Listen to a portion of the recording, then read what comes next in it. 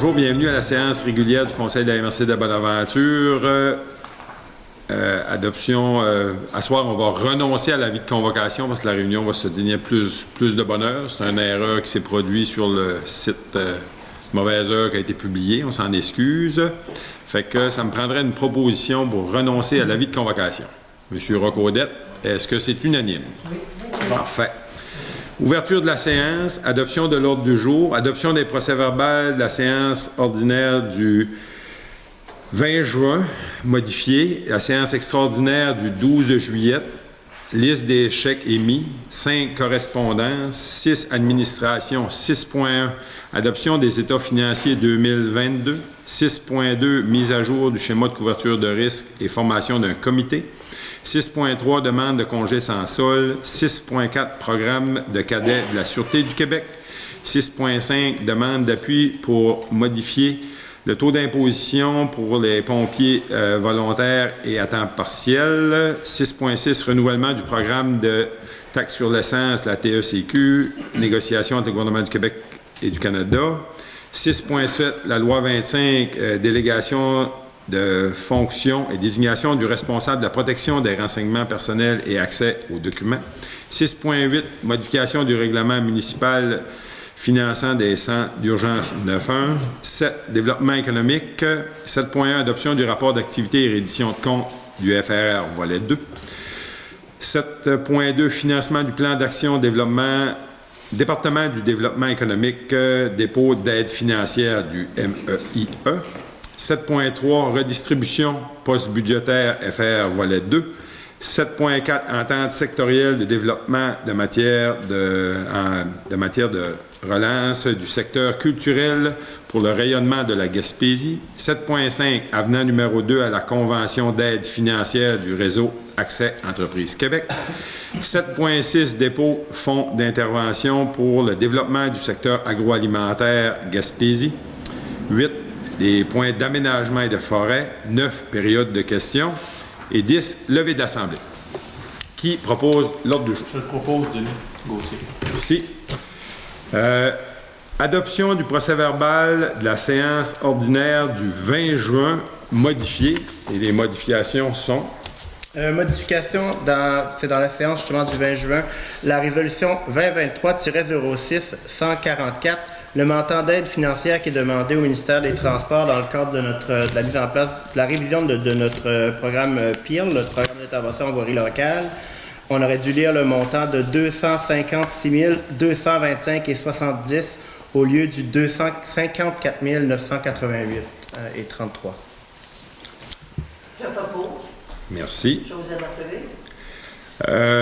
Et la séance ordinaire extraordinaire du 12 de juillet 2023. Gérard Italien, je propose. Merci. Après ça, on dépose la liste des chèques émis pour le mois de mai, juin et juillet. Pour le mois de mai, elle se monte à 1 46 633. Pour le mois de juin, 756 992. Et le mois de juillet, 864 144. Est-ce que vous avez des questions? Ouais.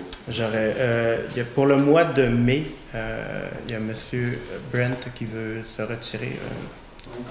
Dans le fond, par rapport à des intérêts dans un des paiements. Parfait. Effectués en mois de mai. Est-ce que vous avez des questions sur les chèques? Sinon, ça me prendrait une proposition. Merci.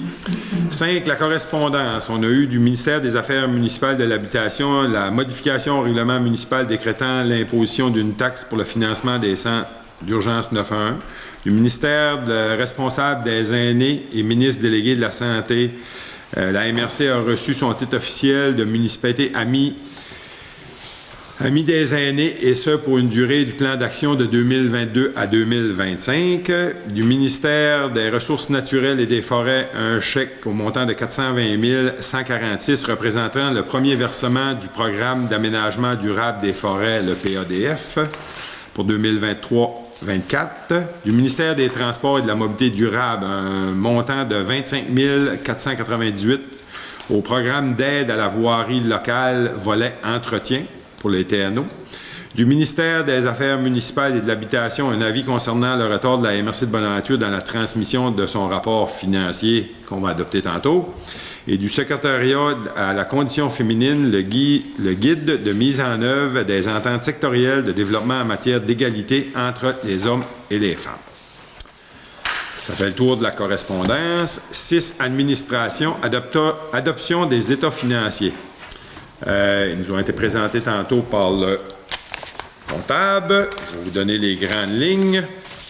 Les revenus pour 2022 au niveau de la MRC sont de 8 955 592 et les dépenses sont de 8 560 000 qui nous donnent un excédent net après éléments de conciliation pour des fins fiscales, un excédent de 210 098 qui amène l'excédent de la MRC, le surplus, qui était de 788 000 à 920 000 parce qu'on avait déjà affecté un montant de 77 000 pour l'année 2023 en lien avec...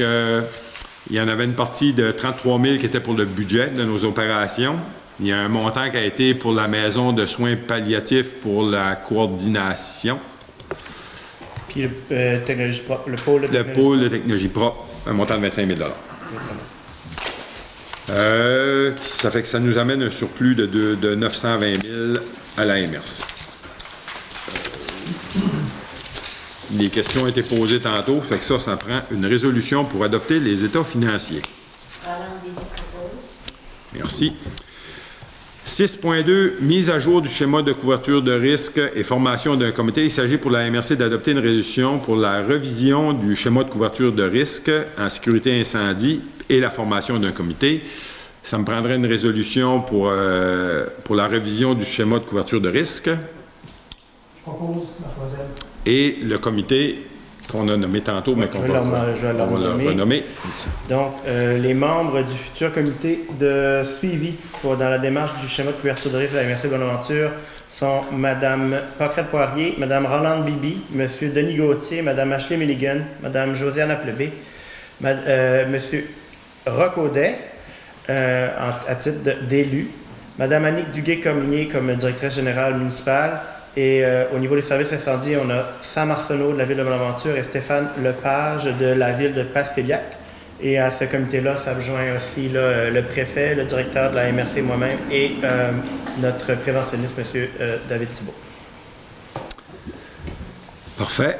6.3, demande de congé sans sol. Nous avons reçu une demande de congé sans sol suite au départ d'un de nos employés. Notre politique de relations de travail permet ce type de demande, mais lorsque l'employé compte 5 années de service, dans le cas présent, l'employé ne répond pas à cette condition. Par souci d'équité, nous recommandons de ne pas accepter cette demande.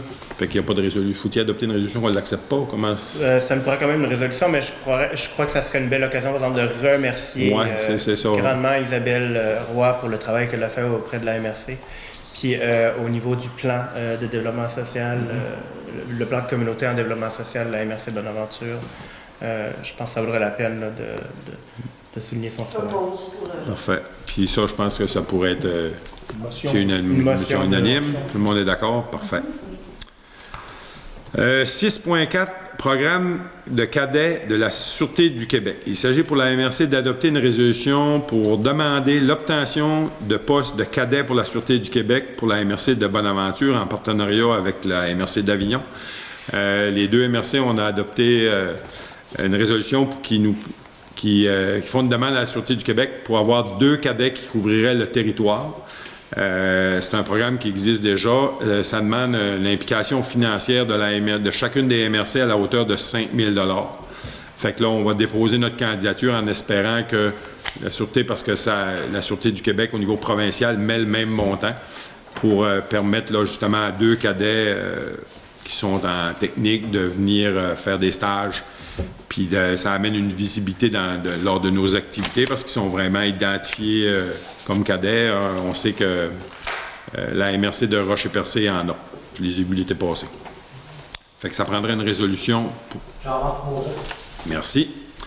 6.5, demande d'appui pour modifier le taux d'imposition pour les pompiers volontaires et à temps partiel. En appui à la MRC Côte-de-Beaupré, une demande pour modifier le taux d'imposition sur le salaire que nos pompiers volontaires gagnent en lien avec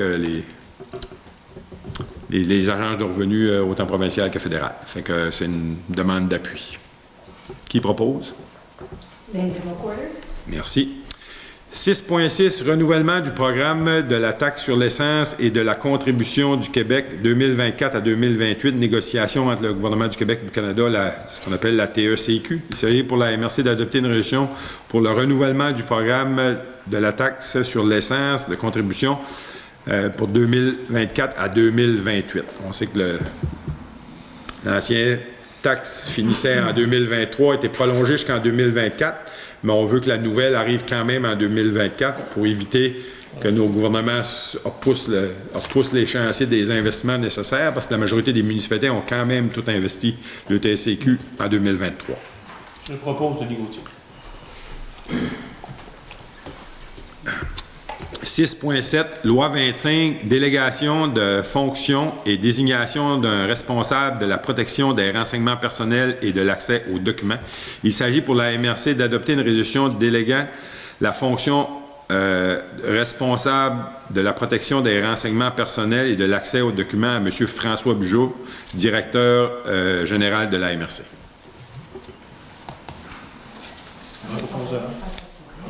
Paquette, merci. 6.8, modification du règlement municipal financement des centres d'urgence 9.1. Il s'agit pour la MRC d'adopter le règlement 2023-15 modifiant le règlement 2016-04 décrétant l'imposition d'une taxe aux fins du financement des centres d'urgence 9.1.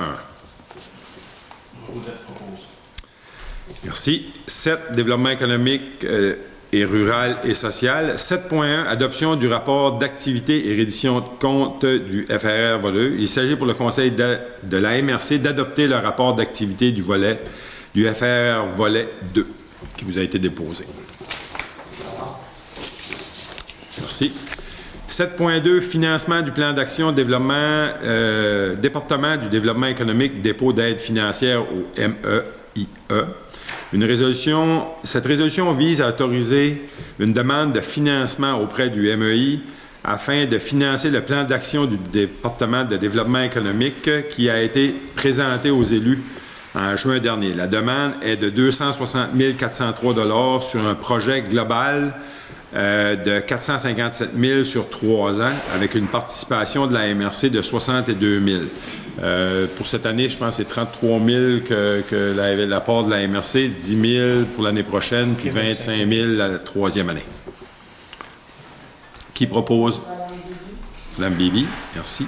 7.3, redistribution post-budgétaire FR volet 2. Considérant que les montants budgétés sont atteints pour le financement des projets du FR volet 2, autant au municipal que les projets d'entreprise en 2023, considérant que suite à des ajustements dans les finances de la MRC, il est possible pour cette année de réinjecter des fonds. Il est proposé de remettre 275 000 $ de disponibles dans le FR volet 2 pour des projets, soit 200 000 pour le volet municipal et organismes et 75 000 pour l'aide aux entreprises. De plus, nous proposons par la même occasion d'octroyer un montant supplémentaire de 33 000 $ au département de développement économique comme participation du milieu dans le cadre du projet déposé au MEI et présenté au point précédent. Merci. 7.4, entente sectorielle du développement en matière de relance du secteur culturel pour le rayonnement de la Gaspésie. Il s'agit pour le Conseil d'autoriser le préfet à signer l'entente sectorielle régionale en culture. Cette entente vise à faire rayonner et promouvoir les artistes de métiers d'art de la Gaspésie dans leur production et de leur pratique et à participer au développement et à la professionnalisation des artistes en art visuel par l'exposition de leurs œuvres dans des milieux de diffusion. Cette entente regroupe l'ensemble des MRC de la Gaspésie. Je propose que l'ordre établi. 7.5, avenant numéro 2 à la Convention d'aide financière Réseau Accès Entreprise Québec. Il s'agit pour le Conseil d'autoriser le préfet à signer l'avenant numéro 2 à la Convention d'aide financière du Réseau Accès Entreprise Québec, qui vient de rendre certaines dépenses admissibles et assouplir certains critères de financement. Ashley, merci. 7.6, dépôt Fonds d'intervention pour le développement du secteur agroalimentaire Gaspésie, le FIDSA. Il s'agit de déposer la liste des projets financés dans le cadre du programme, anciennement connu sous le nom de SPAG, les projets d'investissement dans le monde agricole. As-tu la liste? Oui, j'ai la liste. On en a, là, c'est sûr que ça regroupe là, des entreprises agricoles de l'ensemble de la Gaspésie. Le total des projets déposés, il y en a pour 779 644. Et on en a là, plusieurs dans Bonaventure là, qui touchent autant de l'achat d'équipement, de l'acquisition de matériel, l'acquisition de presse à Val-Ronde, etc. Là. Même de l'acquisition aussi de l'augmentation de troupeaux au niveau de fermes bovines, etc. Mais vous avez là, la liste complète là, des... Merci. On serait rendu au point 8, aménagement. Monsieur Voyer, à vous la parole. Merci, Monsieur le Préfet. Tout d'abord, il n'y aura pas de point forêt ce soir. J'ai aucun point forêt.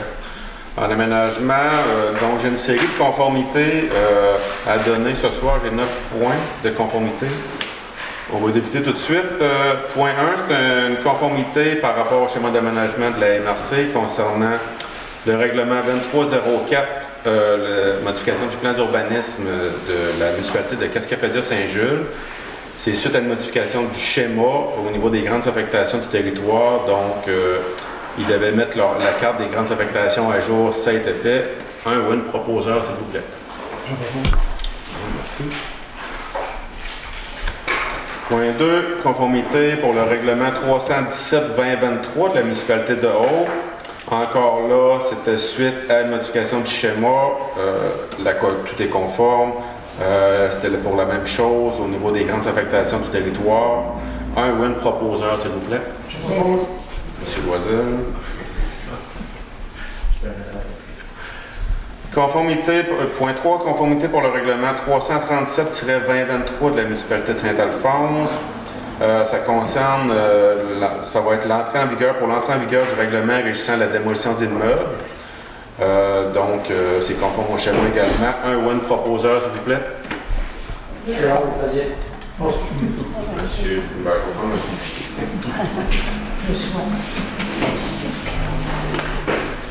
Le point 4, conformité pour le règlement 515-23, règlement de zonage de la municipalité de Saint-Siméon. Le contenu du règlement 515-23 est de modifier le contenu du règlement de zonage concernant les clauses d'hébergement et l'intégration de dispositions relatives aux résidences de tourisme. C'est conforme au schéma. Un ou une proposeur, s'il vous plaît. Je propose, Josiane Appleby. Merci.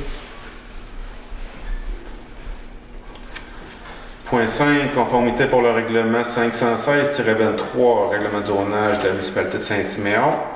Le contenu du règlement 516-23 est de modifier le contenu du règlement de zonage de la municipalité afin de modifier, entre autres, les articles 73, 74, 79 et la section 15 au niveau, dans le fond, des implantations de bâtiments accessoires. C'est conforme au schéma. Un ou une proposeur, s'il vous plaît.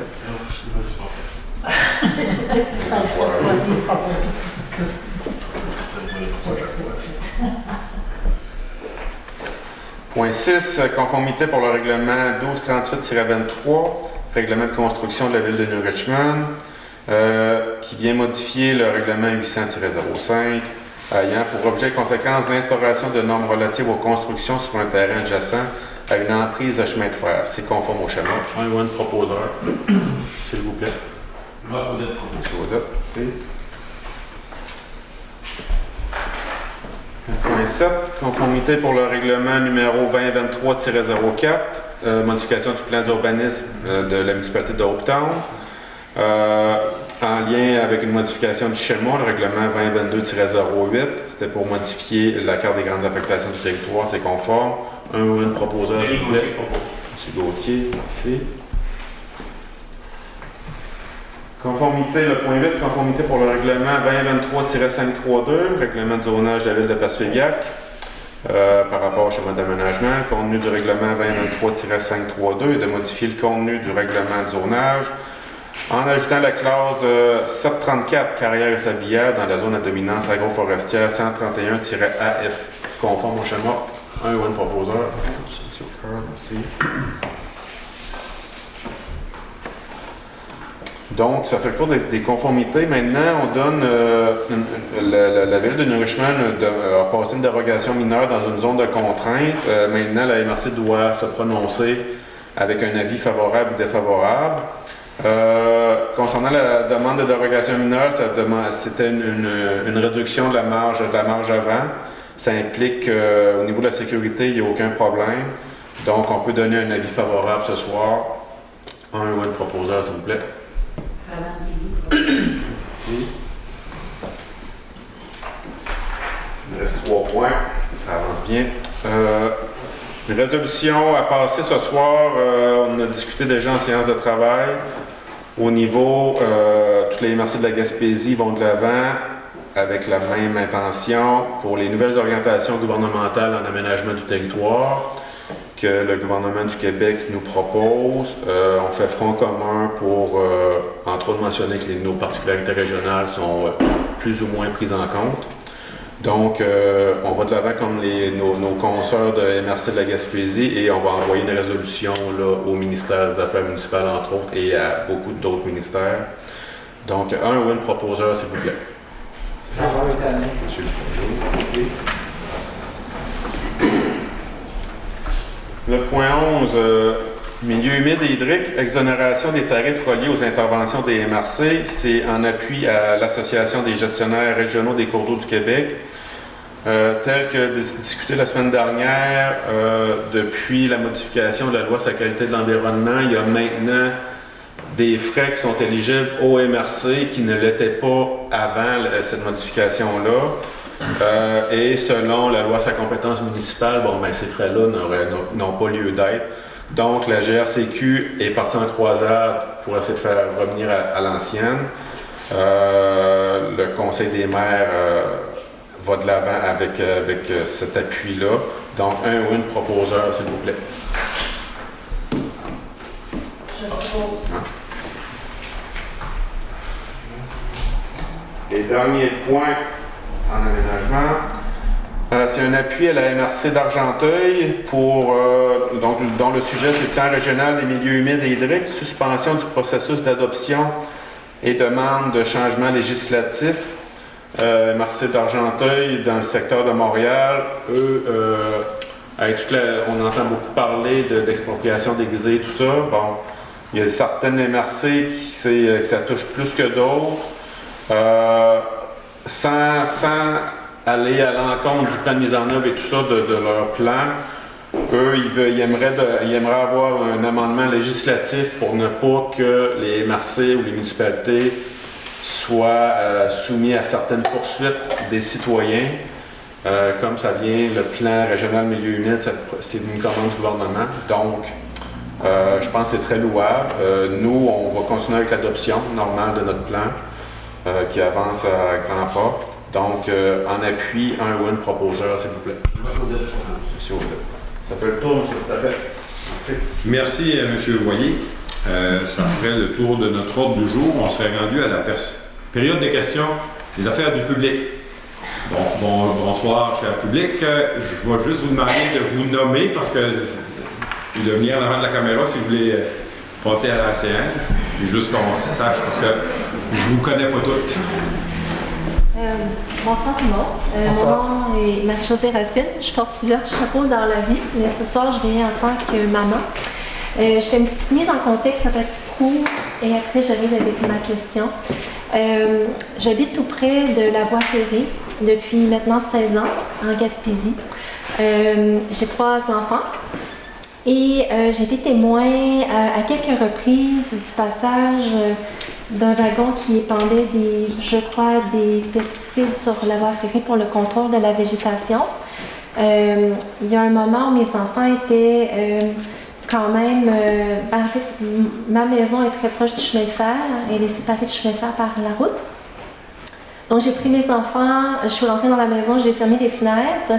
Puis depuis ce temps, je demeure avec une inquiétude assez importante du fait que je ne sais pas quand va passer le wagon pour faire les épandages d'herbicides et je crains pour la santé de mes enfants, bien entendu, même s'ils sont exposés peut-être à des petites doses ou pas, mais de ce que j'ai vu, le nuage est quand même, ne reste pas seulement sur le chemin de fer, là, se dissipe un peu de chaque côté. Donc, ma question est la suivante. Je me demandais si à la MRC, il y avait un règlement qui interdisait l'épandage des pesticides et si oui, pourquoi il n'est pas appliqué? Bon, voilà, c'est ma question pour ce soir. Merci. Oui, je peux répondre. Je peux rester debout, m'asseoir. Ben, si vous voulez avoir une interaction. Oui, la MRC a un règlement sur l'épandage, sur le contrôle de la végétation dans les corridors de transport qui vient encadrer le réseau routier, le réseau ferroviaire, les lignes de transport électrique, si je ne me trompe pas. C'est un règlement qui a été adopté au milieu des années 90. Et pourquoi on ne le fait pas appliquer par rapport à voie ferrée? Parce que présentement, il n'y a pas d'alternative viable, ou en tout cas, selon les études qu'on a fait faire, là, puis là, c'est sûr, vous savez, j'ai deux chapeaux, là, autant comme préfet, puis ça s'applique autant au niveau des autres MRC, là, qui ont, je pense, Rocher-Percé, Côte-de-Gaspé, ont aussi une réglementation. Avignon, dans votre municipalité, je ne suis pas sûr. Pourquoi on a décidé de ne pas le faire appliquer? Parce que, justement, comme je disais, c'est qu'on n'a pas trouvé d'alternative pour garantir la sécurité autant, parce que c'est une exigence réglementaire, le désherbage de la voie ferrée pour une question d'inspection et de sécurité. À votre question, qui disait pourquoi on ne sait pas quand ça passe, malheureusement, l'épandage est aussi normé par le ministère de l'Environnement en lien avec des conditions météo. On ne peut pas arroser quand il mouille, il ne faut pas qu'il vente parce que justement pour contrôler la dérive. Fait que, bon an, mal an, on se donne une période, l'entreprise qui fait ces travaux-là se donne une période d'à peu près 4 à 6 semaines l'été pour aller chercher les meilleures conditions pour qu'on soit capable d'en appliquer moins et juste de le faire en une application. Fait que c'est difficile pour nous de dire un mois d'avance, ça va être le 24 de juillet.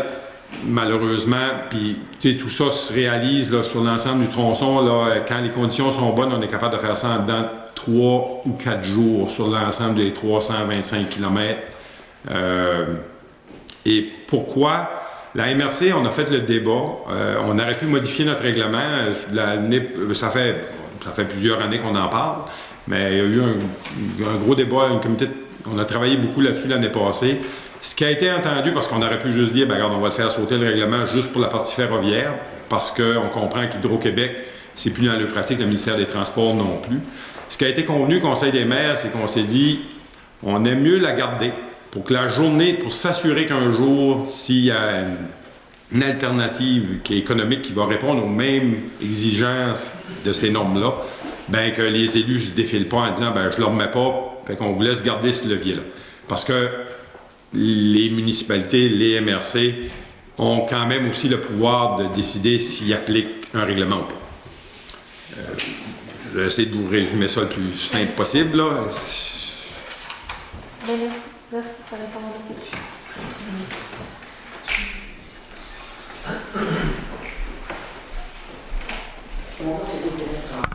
Excusez. J'ai le plaisir de vivre ici à Saint-Siméon. Et puis, concernant, vous dites que vous avez fait des études à la MRC. C'est pas la MRC, c'est la Société Chemin de fer qui les a faites. Là. C'est pas la MRC comme telle, parce qu'on n'est pas équipé pour ça. C'est la Société des chemins de fer qui a fait une étude. Il avait demandé, c'est Activa Environnement qui a fait une étude il y a... pour les gens qui se rappellent de la saga de l'eau salée, là, milieu des années... Puis là, j'étais pas là, je vous le dis, en 2012-13, que les élus, pour répondre à cette exigence-là, d'essayer de remplacer l'épandage de pesticides, il y avait mis de l'eau salée, qui était...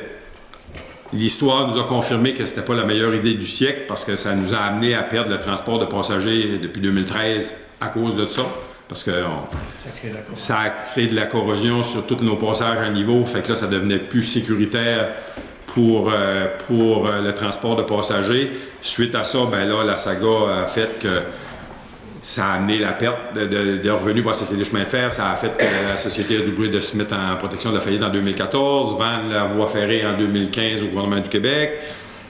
Là, on a parti en négociation pour la réhabilitation, puis les annonces ont fait que là, presque 9 ans plus tard, ben là, on va normalement en 2026, la voie ferrée devrait être réhabilitée jusqu'à Gaspé. Suite à ça, ben la Société de chemin de fer du temps, là, je les ai vues, ces études-là, qui avaient été faites par Activa en lien avec... Il y a eu une mise à jour de fait. Il y a eu une mise à jour de fait peut-être en 2018, 2017, 2019 pour aller voir ce qui se faisait ailleurs, qu'est-ce qui pouvait être...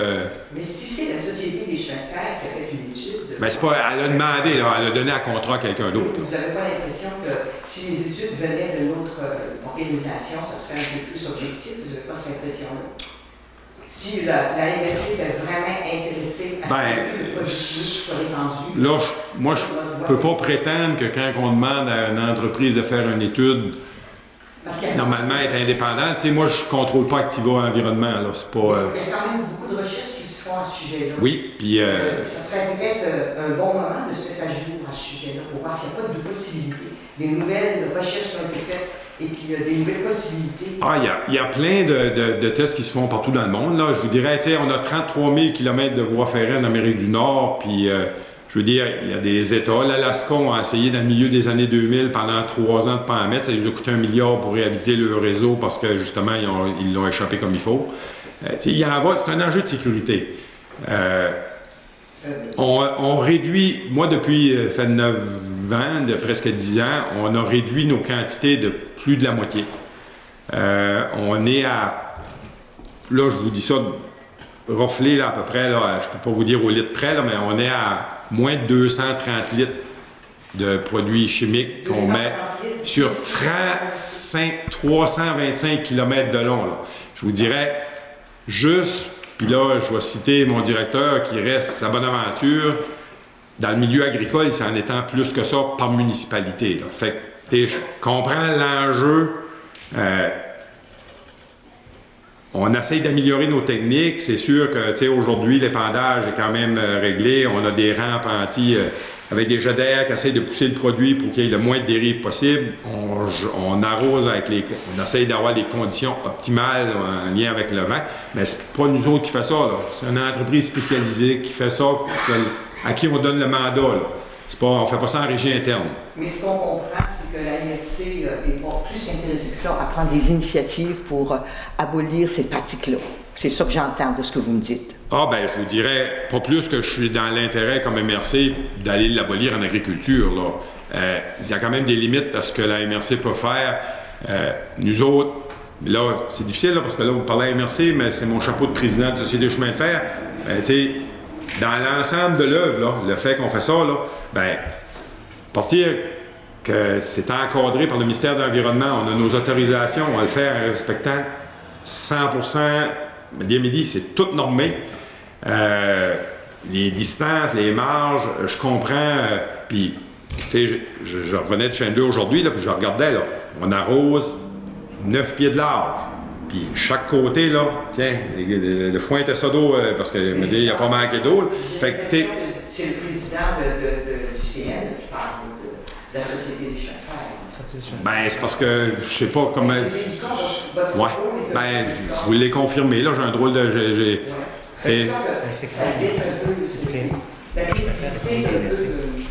C'est sûr que la Société de chemin de fer est constituée des 4 MRC. C'est difficile de dissocier la patente. Là. C'est les MRC qui siègent au conseil d'administration de la Société de chemin de fer. On en a fait un outil de développement économique. On s'est battu pour le sauver. Mais on est en 2023, puis au niveau de l'environnement, ça devient une priorité vraiment majeure. Il me semble que la MRC devrait prendre des initiatives à cet effet. C'est entendu. Je vous ai entendu. Je vous rassure, là, la MRC, c'est tous les élus des 13 municipalités. Là. Monsieur le Président, est-ce que je pourrais rajouter quelque chose? Oui, allez-y. Le gouvernement fédéral a fait une étude en coopération avec l'industrie. Et c'est l'industrie qui a imposé à notre gouvernement fédéral l'histoire des OGM. C'est sur les idées de l'industrie qui ont passé. Alors, il faut aller beaucoup plus loin que les MRC. Il faut aller au provincial, puis il faut aller au fédéral.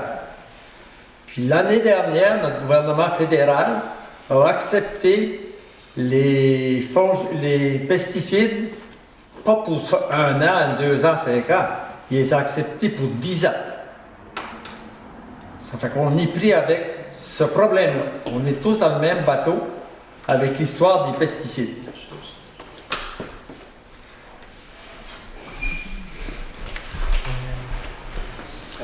Je vous rassure, en tout cas, il n'y a pas d'OGM sur la traque. Pascal Bergeron. Bonjour, M. Bergeron. Bonjour. Je vais rebeurrer un petit peu cette tartine-là, mais essayer de faire ça bref. On dit qu'il y a des alternatives qui ont été envisagées. L'eau salée, bon, ça n'a pas fonctionné. Puis on l'entend souvent, l'eau salée, ça n'a pas fonctionné. OK, mais en Europe, il y a des méthodes qui sont utilisées pour contrôler la végétation sur les voies ferrées. Ça se fait ailleurs. Hydro le fait, sans produits chimiques. Le MTQ le fait, puis c'est vous qui l'avez dit tantôt d'entrée de jeu. Là. Comment ça se fait que le MTQ est capable de le faire le long des routes, Hydro-Québec est capable de le faire sous les lignes haute tension, puis qu'on n'est pas capable de le faire sur les voies ferrées? Bien, ça, c'est pas compliqué. Vous êtes en train de comparer 3 affaires complètement différentes. Hydro-Québec, je comprends, ils sont capables, eux autres, dans le nombre, probablement dire, ben il peut rester 2 pieds de végétation. Nous, la voie ferrée, là, c'est pas compliqué. Les normes, c'est pas moi qui ai fait, là, c'est le nord-américain.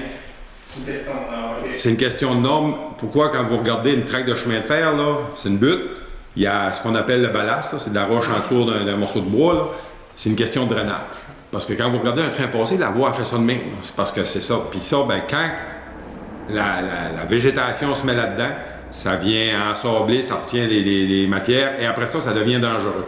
La grosse différence entre Hydro-Québec, là, eux autres, quand ils veulent aller inspecter leur ligne, là, c'est pas compliqué. Ils se mettent à la machine, ils regardent, bon, il n'y a rien qui dépasse 4 pieds, on n'intervient pas. Quand ça vient 15 pieds d'eau, ben là, il y a le fait de la débroussailleuse, puis ils laissent ça là. Nous autres, le problème, là, c'est que l'inspection visuelle de la voie ferrée doit être faite par un être humain. On doit aller inspecter, même si on ne roule pas jusqu'à Gaspé, là, on a l'obligation d'aller 1 fois 2 semaines, partir. C'est un individu, un être humain qui doit, à peu près à 5 km à l'heure, aller inspecter sur l'ensemble du tronçon, puis ça doit se faire visuel. Parce qu'on doit être capable de voir s'il y a un bris, autant sur le rail, une fissure, un éclisse qui est décollé, une machine. Puis ça, il en va de la sécurité. On peut pas prendre le risque de... Quand il arrive une catastrophe ferroviaire, là, ça prend un coupable, mais bien souvent, c'est l'opérateur parce qu'il n'a pas fait ses inspections. Fait qu'on peut pas... Puis en 2014, moi, quand je suis arrivé, pas à MRC, mais à la Société de chemin de fer, c'est une des premières choses que le ministère des Transports m'a fait signer en disant qu'on n'ira plus jamais contre les recommandations de spécialistes du ministère des Transports sur l'entretien de la voie ferrée. Parce que l'ancienne administration a amené... L'eau salée, là, les élus dans le temps, là, ils ont voulu bien faire, bien répondre à des enjeux environnementaux, mais dans les écrits, il y avait quand même une lettre du ministère des Transports qui eux disait que c'était une très mauvaise idée. Il y avait un consultant qui travaillait pour la Société de chemin de fer dans le temps, qui devait gagner à peu près 125 000 pièces par année. C'est un spécialiste des États-Unis qui eux avait dit aussi aux élus que c'était une très mauvaise idée. À partir de là, bien, on a pris l'engagement que pour des enjeux de sécurité, jamais qu'on viendra mettre qu'on va lésiner là-dessus ou qu'on va couper. Oui, des mesures alternatives, il y en a qui nous ont été proposées. Il existe le brûlage. C'est peut-être pas la meilleure idée cette année de proposer qu'on va se promener avec des rampes et des flamèches de feu avec tous les feux de forêt qui brûlaient au Canada, là. La majorité, puis même là-dessus, je vous dirais que de quoi qui s'en vient, que vous n'aimerez pas, c'est que dans certaines provinces, nous autres, on est limité, on est capable de se limiter à l'emprise du ballast. Dans certaines provinces au Canada, suite au feu de l'année passée, la réglementation a fait que les opérateurs ferroviaires, ils arrosent 30 pieds de large. Parce que ils ont été capables de déterminer que dans la Colombie-Britannique, je pense, c'est 3 feux qui ont été allumés, des feux de forêt qui ont été allumés à cause des trains. Il y a aussi ça. On s'entend qu'ici, cet été, on n'a pas eu vraiment ce problème-là de chasseresse, là. Mais ça fait partie de tout ce qu'on a comme réflexion. Je vais le ramener à MRC parce que là, je m'écarte, là. Comme je disais, on aurait pu, le Conseil des maires, on a fait ce débat-là l'année passée, de dire est-ce qu'on vient enlever le mot ferroviaire, puis je vous aurais juste répondu non, on n'a pas de règlement à soir. On a décidé de le conserver pour être sûr que, parce que personne de nous autres est éternel, les politiciens, la beauté de la chose, s'il y a des élections, ça passe, mais on voulait s'assurer que s'il arrivait quelque chose un jour, ben ça va rester là, puis on va être capable de s'en servir. Okay. Puis le comité aviseur qui a été mis sur pied par le MTQ, là, on dit que le MTQ a demandé un engagement des MRC à suivre les recommandations par rapport à l'élimination de la végétation, mais là on sait qu'il y a un comité aviseur qui a été mis en place. C'en est où les travaux de ce comité-là? Est-ce que ça va quelque part? Le ministère a annoncé, moi j'ai pas vu, comme président ni comme préfet, j'ai pas été convoqué à aucune réunion en lien avec ce comité-là par rapport à cet enjeu. Parce que je vous dirais que dans la dernière année, on était pas mal plus sur s'assurer d'attacher le financement pour réhabiliter l'ensemble du tronçon jusqu'à Gaspé. Okay. Puis là, c'est mon autre chapeau qui parle. Là. Oui, mais justement, c'est un dossier régional, puis les MRC ont été impliqués aussi dans cette demande-là de réhabilitation du chemin de fer. Il y a certaines franges de la population qui le demandent aussi, fait que ça concerne quand même tous les élus municipaux, là. On a annoncé un budget de 800 millions de dollars pour la réhabilitation du chemin de fer. Il y a un truc qui pourrait être fait, là, parce que l'épandage, les produits qui sont épandus pour le contrôle de la végétation, ce pas les seuls produits toxiques qui coulent du chemin de fer. Il y a la créosote des traverses. Il y a des matériaux composites maintenant qui existent, qui sont beaucoup plus durables, qui résistent dans le temps. Là, on leur fait le chemin de fer. Là. Fait que si on est pour changer un paquet de dormants pour mettre un autre matériel, pour les remettre en œuvre, ben c'est le temps là, de faire, de changer la technologie. Oui, ça je comprends que cette technologie, je sais que le béton a déjà été évalué, c'est pas une bonne idée, en tout cas c'était pas la meilleure idée pour ici. En composite, l'acier recyclé mélangé avec du bois, ils font des bancs de parc avec ça, c'est plus durable que le bois, c'est plus solide. Oui, ben, ça j'ai déjà vu des choses, des tests qui font de même en Europe. Là, on est au courant de ça. C'est sûr que moi, après avoir eu 875 millions, j'étais gêné de demander 1,5 million de plus. Là, parce que remplacer l'ensemble des traverses, ça aurait coûté probablement. Je vous lance ça, là, mais on comprend que c'est probablement 3 fois plus cher que à partir de là, ben, ça appartient. Moi, c'est pas nous autres qui décident comment est-ce qu'on répare la matante, parce que c'est quand même, le rail appartient au MTQ et c'est eux autres qui les réhabilitent. Nous autres, on a été, on participe comme Société de chemin de fer à la hauteur d'à peu près 55 millions. Puis la majorité des travaux qu'on fait, nous, c'est des ponceaux en bas de 8 pieds. Fait qu'on, nous, on fait de l'enrochement, de la protection, mais c'est pas nous autres qui donnent les contrats de dormants et qui décident de les remplacer sur l'ensemble du tronçon. C'est à peu près 70 000 par année qui vont être à changer pour les... Là, j'aimerais bien vous sortir le chiffre du comment est-ce qu'il y en a au 1000 ou au kilomètre des dormants, là, il y en a 100 Ce que j'aimerais avoir, c'est la différence de prix, en fait. Puis là, j'entends qu'on n'a pas la réponse à ce soir, mais est-ce que ce serait possible d'avoir un retour là-dessus? Ben, je peux essayer de m'informer, de savoir... parce que je peux même pas vous dire comment un en bois coûte, parce que ça passe pas dans mes mains. Un bois pas été dépassé nécessairement. Non. Mais... Ben, ça se trouve. C'est sûr que ça se trouve à quelque part. Là, je peux demander au ministère... Ben, des contrats qui donnent, oui, mais je suis pas sûr que l'MTQ n'achète en composite, mais il faudrait voir... ça doit se trouver, là. Je peux essayer de trouver, on peut essayer de trouver cette information. Je l'ai noté.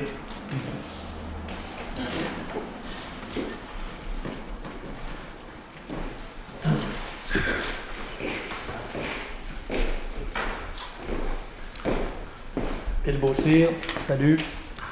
Bonsoir. Je me demandais, là c'est encore une question de double chapeau, là. Ça rend les affaires un peu compliquées. Il y a plein de travaux sur le rail actuellement, beaucoup de travaux d'excavation de sols contaminés. Moi, j'ai suivi un truck qui allait se domper sur une terre agricole. Le chauffeur m'a dit que c'est ce qu'on y avait dit de faire. Parce qu'il paraît que la dilution, c'est la solution, puis que tout ça va se sublimer, puis que ça va naturellement se décontaminer. Ma question, c'est est-ce qu'il y a un registre de ces dépôts de sols contaminés qui viennent de la traque qui est tenu, ou est-ce que c'est dompé dans chacune de vos municipalités, puis que ça en fait des sites toxiques, puis que vous ne le savez pas? Très bonne question. Je sais que, en tout cas, là, je vais mettre mon chapeau de maire de New Richmond, parce qu'on est en train de faire des travaux dans les Cap Noirs. Puis je sais qu'il y a des camions qui sont partis pour Belledune parce qu'il y avait de la terre contaminée, puis il y a des analyses qui ont été faites. Mais là, je peux pas vous dire, j'ai aucune espèce d'idée de quel camionneur ou dans quelle municipalité. C'est difficile pour moi, mais je sais que pour nous, les travaux qu'on fait, quand c'est un remplacement de ponceau, comme dans les Cap Noirs, ben tu sais, on comprend qu'on remplace un ponceau qu'il a fait là il y a 50 ans. Il y a 50 ans, je comprends qu'il écrasait le pont et il enterrait tout ça. Là. Mais tous les matériaux qui sont sortis de là, ils sont les inox. Ceux qui. Le bois créosoté est parti, je pense, à Trois-Rivières. Une place qui va, puis la terre contaminée est partie de Belledune. Est-ce que vous avez un registre des sites de dépôts sauvages de sol d'excavation qui viennent du long de la traque, parce que tout le sol qui vient de là est contaminé à différents niveaux. Peut-être qu'ils ne testent pas en haut des normes pour être obligés de s'en aller à Belledune, mais moi, je ne veux pas manger des patates qui ont été enchaussées avec du sol au créosote.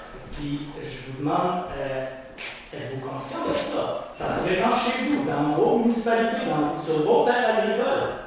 C'est pas un petit volume. On peut savoir c'est quoi le volume de sol contaminé qui va être excavé pour les travaux du train? Ben, je peux essayer de m'informer, mais j'ai pas cette réponse-là à ce soir. Je connais pas, on n'a pas cette réponse-là, c'est sûr. Quelle municipalité vous avez suivi le camion? Ça change quelque chose? Ben, vous savoir si c'est chez nous, je vais valider, mais... Parce que... Chez vous, ça a été le même processus pour les bouts de la station d'épuration, les mettre à l'air, puis attendre que ça se décompose, puis après ça... Non, ben, c'est parce que... Là, il y a des limites, là, je pense que je commence à atteindre mon quota, là. C'est parce que dire n'importe quoi, n'importe comment, là, moi, je pense pas qu'il n'y a aucune terre qui a été étendue sur des champs de patates, là, qui viennent de la voie ferrée, là. La majorité des sols qu'on peut remettre, on les remet là, ça coûte assez cher, là, dans les travaux, là. Fait que, tu sais, c'est bien beau de dire n'importe quoi comme ça, là, mais je veux dire... C'est ça que vous faites, là, parce que vous... c'est gardé, je comprends. Là, je comprends que peu importe ce que je vais dire, ça va vous satisfaire. Ça fait qu'à partir de là, je peux bien essayer d'être bien conciliant, vous dire qu'on... Combien que je vous dis qu'on a réduit depuis 10 ans à la moitié, ça ne fera pas votre affaire. Tant que je ne vous dirai pas qu'on n'en mettra plus, ça ne fera pas votre affaire. Ce que je vous demande, c'est est-ce qu'il y a possibilité qu'il y ait un registre des sols contaminés ou est-ce qu'ils sont dispersés dans les municipalités? Je viens de vous dire que je le sais pas. Je vais m'informer, mais je le sais pas. Parce que, à ce que je cherche, là, moi, j'ai jamais entendu parler qu'on allait cacher des sols contaminés à nulle part. À partir de là, on va quand on a des autorisations du ministère de l'Environnement, là, c'est pour ça que vous dites, c'est facile de dire ça, qu'on va étendre ça dans les champs partout, à Bonaventure, à New Richmond, à Saint-Siméon, dans les champs de patates.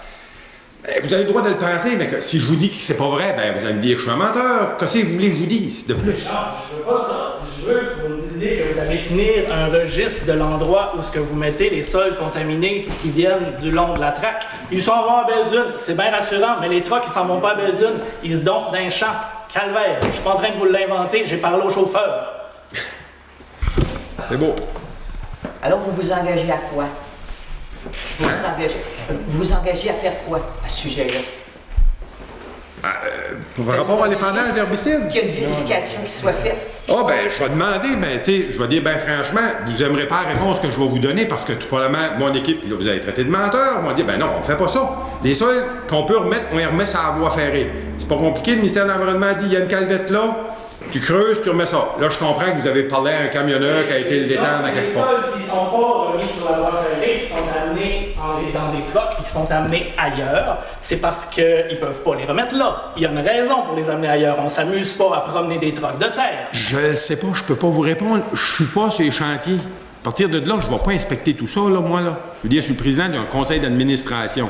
Il y a des normes environnementales. Si vous voyez ça, faites une plainte à l'environnement. Je ne peux pas vous en dire plus.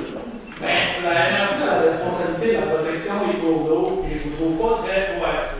Parce qu'on vous nomme des endroits où il y a des enjeux qui sont majeurs. Non, vous n'avez pas, là, je m'excuse, là, vous n'avez pas nommé ça. Vous n'avez pas dit, c'est Joe Blow à telle place, dans tel rang. Vous nous dites, j'ai parlé à un chauffeur, ben ça, c'est comme, je vous dirais, moi, je peux rien faire avec ça.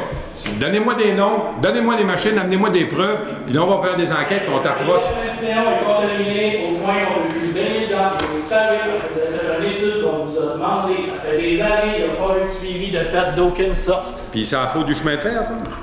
Non, je parlais à l'autre gars. Tu sais, l'autre chapeau, là, le préfet, la MRC, la responsabilité des cours d'eau. Lui, là. Pas le gars des chemins de fer. L'autre. C'est correct. La loi... Parfait. J'entends ce que vous me dites. J'en doute fort. Vous allez devoir l'entendre encore.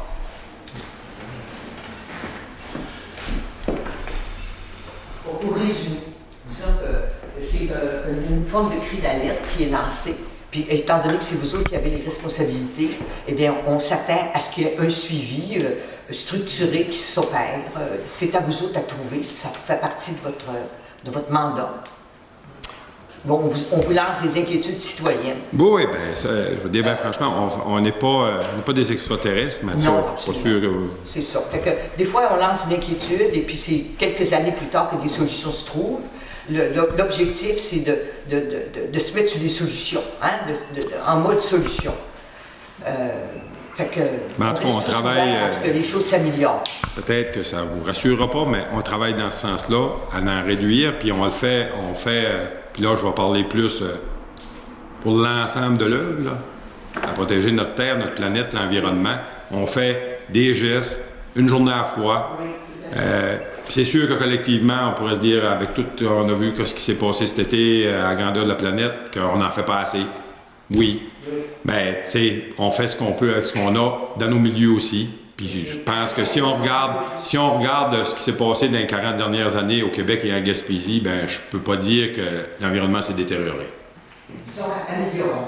Concernant les épandages d'insecticides, c'est sûr que les diminuer de 20% par année, avoir ça comme objectif, ça serait déjà un objectif, être proactif. Parce que même cette année, là, avant d'aller pendre, on a inspecté parce qu'à cette heure, avant ça, le ministère disait, ben tu pars du point A au point B, la seule place qu'on pouvait pas en mettre, c'était sur les ponts. Attendre de mettre avant d'arriver des cours d'eau, là, c'était énorme du ministère de l'Environnement. Mais à cette heure, là, si on a un secteur qui n'a pas de mauvaises herbes, quand même, qui est juste 50 pieds de long, on n'arrose pas.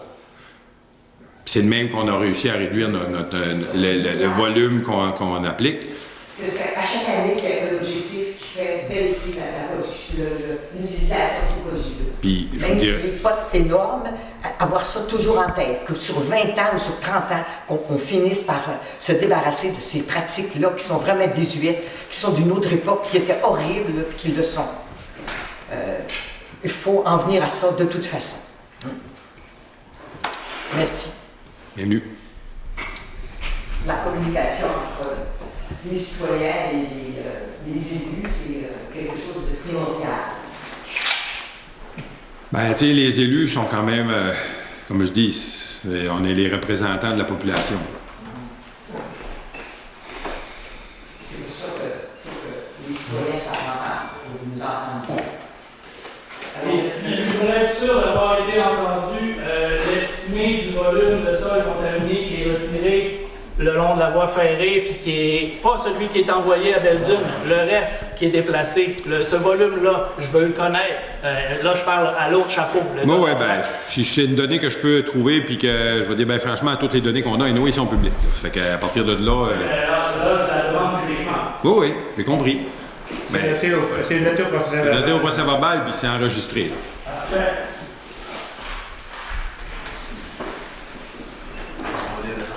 Est-ce que vous avez d'autres... ça vous va? Sinon, ben... C'est suivi, on va oublier, c'est suivi. Oui, ben, les assemblées sont publiques, là. Et excusez-nous pour l'erreur ce soir, là, de mauvaise heure, là. Ben, la prochaine fois, on va s'assurer que ça ne soit produit. Fait que sinon, ben, ça prendrait quelqu'un pour lever l'Assemblée. Je propose. Monsieur l'Italien, merci. Bonne soirée à tous.